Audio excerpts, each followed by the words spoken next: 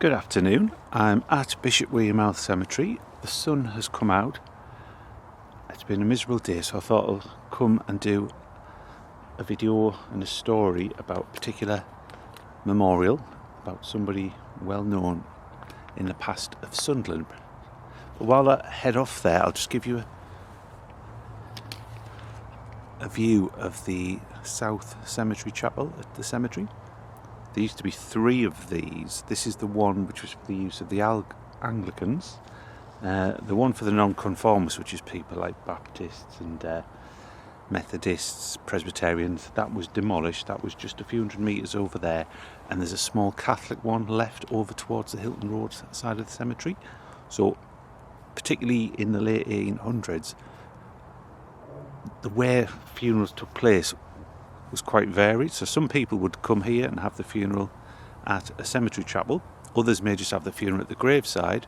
Others may have the funeral inside the home, which I have come across. Others might have it outside in the street. Others might have it at the local parish church.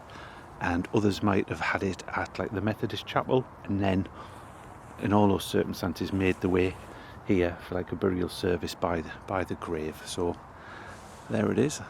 That scaffolding's been up for quite a while. I've never seen any work being done on it, but shame it fell into such disrepair. So we're in one of the old sections of Bishopwearmouth Cemetery. A lot of the great and the good are buried around here.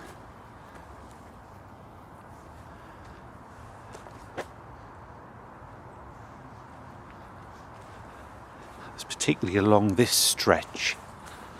A lot of ship owners. I can see a major from here. These would have been a little bit more expensive to purchase because obviously you're right by the footpath, everybody can see you, so it's a decent spot for a final resting place. Now, if I said the word Vaux, that would sum up quite a few things from the past of Sunderland history. Now, I'm not going to go too much into Cuthbert Vaux and the brewery because you get most of that stuff, it's all online. But this memorial was for Cuthbert Vaux, his 2 wives and quite a few of the children. Now, Cuthbert created the firm Cuthbert Vaux, and I think it was Cuthbert Vaux and Sons Limited, around 1837. Now in 1841 he was living in Cumberland Street, which is that street just off High Street West, next to where the Marks and Spencer's store was. Now I'll do his wives first. So we've got erected memory of Sarah Ann, the beloved wife of Cuthbert Vaux, who departed this life November the 29th, 1860, aged 46 years.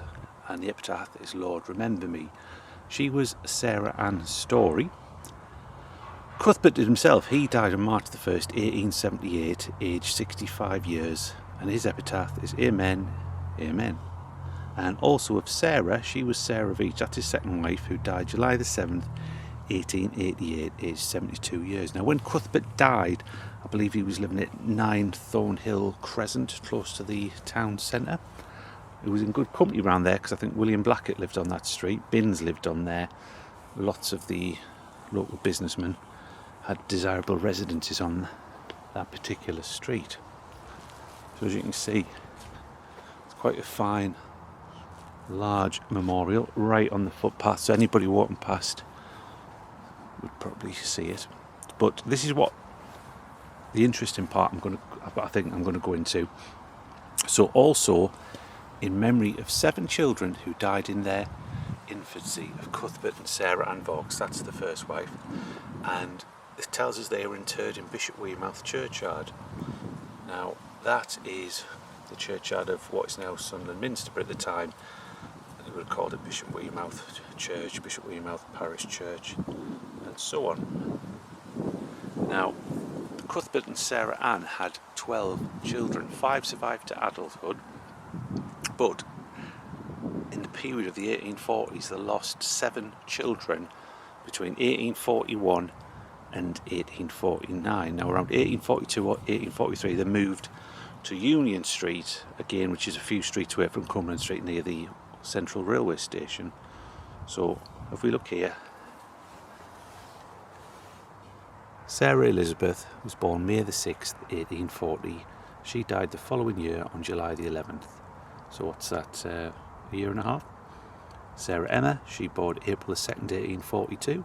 She died September the 19th, 1842. So we're talking, what's that, 3 or 4 month old. William died August the 20th, 1843 and died September the 1st, 1843. So it's less than 2 weeks old. Emily was born on July the 10th, 1846 and she died on July the 25th, 1846. Now, the next two were Margaret Ann and Elizabeth Jane. They were twins and they were born on July the 1st, 1847, but sadly they didn't see the month out. As you can see there, Margaret Ann died July the 29th, 1847, and the twin sister died the following day, which was the 30th of July that year. There's also another son added at the very bottom there, Walter Wilson, March the 1st. He was born 1849, died October the 7th, 1849. So as you can see, that's 7 children in 8 years, and most quite young. Now, just looking at that, obviously families had lots of children who died, you know, multiple, 2, 3, 4, 5, 6, 7, 8, 9, 10. I think the most I've come across in Sunderland is about, I think one family had lost 13 or 15. But Cuthbert and Sarah Ann would have been in a fortunate position in financially and living standards. They would have been able to afford the best doctor's care, best, you know, midwifery care as well, best sanitation that was possible, decent house, you know, servants to look after them. But it just shows you that didn't protect you from the perils of 1840s Great Britain and Sunderland. Now, so I've always suspected that there was something congenital involved with all these children. Yeah, they could catch disease, you know, scarlet fever and so on. Probably some did, and without seeing the death certificates or purchasing them, it's only speculation. But how it went out, because there was 5 children who survived to adulthood. Now, the first 3 children born survived to adulthood, then the next 3 died, then 1 survived, then 4 died, and then 1 survived. So you got a run where children died and children survived. There was also at the bottom, it remembers Cuthbert, third son of Cuthbert and Sarah Ann Vaux. He died January 15th, 1893, aged 54 years. I've got a story on Sunderland history, Friends of Sunderland Cemeteries and Sunderland History and Memories called, I think it's called The Brewer's Children, which goes into a lot more detail about this particular memorial and where they lived and bits and pieces about that particular time in their life. I am going to go for a little walk along here because there is one of their adult children is buried along here, and he has a fine memorial. Just come along here, we'll have a look for it. Now, in this cemetery, 4 of the memorials are classed as Grade 2 listed buildings. I think I've only seen 2 or 3 of them, but the one for one of the son of the Vauxes is a listed building. See, we walk past there at Oxford.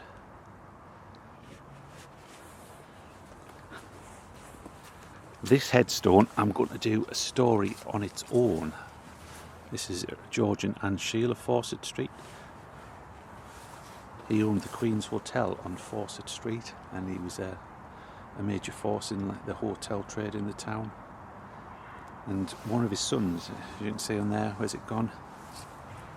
Robert Thompson Shield, who died at Peter Maritzburg, Natal, South Africa, August the 14th, 1879, aged 25 years, and is there buried. His other son died a month later, but there's a clue to that, because in January 1879 the Anglo-Zulu War started, and while he was out there on business, that young Sunderland man decided he would sign up and join in the war, but he died of what was called a native fever. So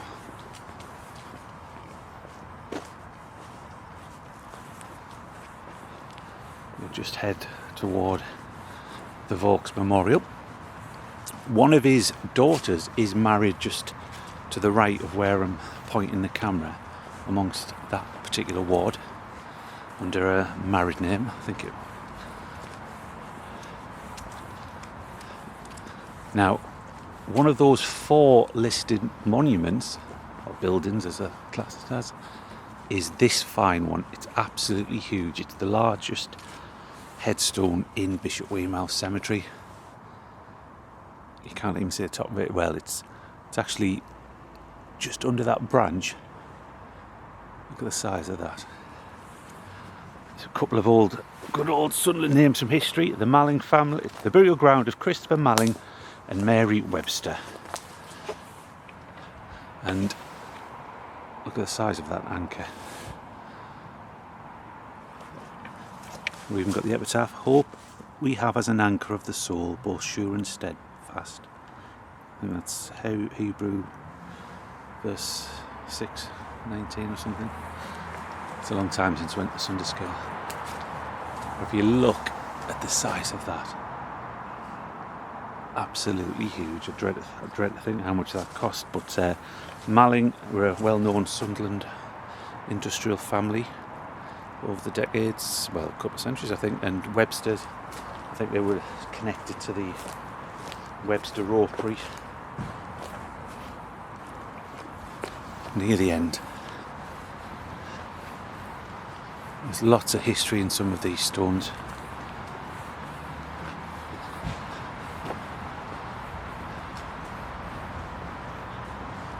And this is, look at the ornate urn at the top of this structure. In memory of Isabella Duncan, beloved wife of Ralph Thomas Vaux of Bishopwearmouth, died April 23rd, 1879, aged 38 years. So that was the daughter-in-law of Cuthbert Vaux from his son Ralph Thomas Vaux. Also mentioned, say they gave their son Cuthbert the name Cuthbert. Ralph, and then there's also Ralph Thomas Vaux mentioned at the bottom.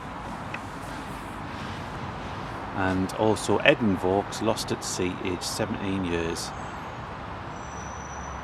And John Story Vaux, born 1872, died in 1927. So they're possibly grandsons of Cuthbert. They did used to use the word name Cuthbert and Ralph and a few others.